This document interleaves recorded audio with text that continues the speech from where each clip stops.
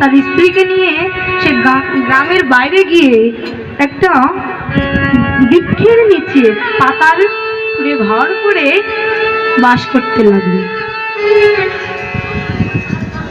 বাস করতে করতে কিছুদিন যেতে না যেতে স্ত্রী ডেকে বলল, এই যে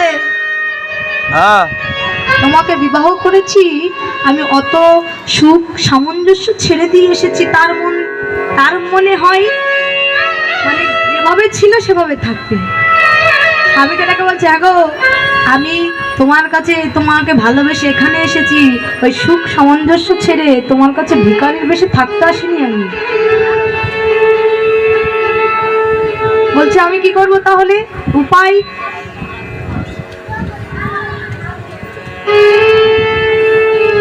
ওই স্ত্রী তখন ডেকে বলছে, তুমি চুরি করো, সঙ্গদোষে বাবা কি হয় তাহলে দেখো। পণ্ডিতজি ছিলেন, সেখান থেকে যখন স্ত্রী বলল চুরি করো, তখন সে বাবা চুরি করতে লাগলো।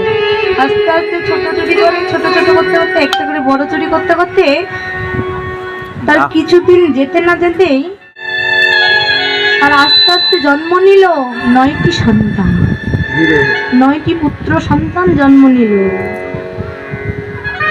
পুত্র সন্তান জন্ম নিয়ে তারা যখন বড় হলো, ওই অজামিল, দস্যু অজামিল কি করলো বাবা, তার সন্তানদেরকে নিয়ে একটি ডাকাতের দল গঠন করলো।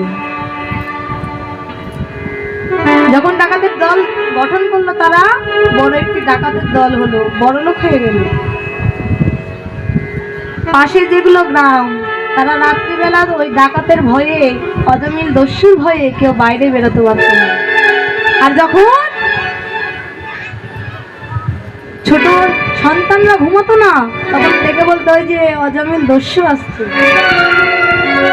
মানে তারা এক কথায় বাবা, তারা বাঘে গরুতে এক ঘাটে জল খেত, এতটা ভয় পেত, তারা বাঘে গরুতে এক ঘাটে জল খেত। একদিন বাবা অযোধ্যার এক ভক্ত, এক সন্ন্যাসী বাবা, তিনি রামের ভক্ত, তার নাম হচ্ছে রামদাস বাবা।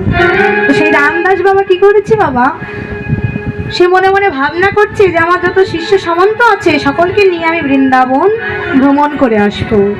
তো সেই রামদাস বাবা যখন সকল শিষ্য সামন্তকে নিয়ে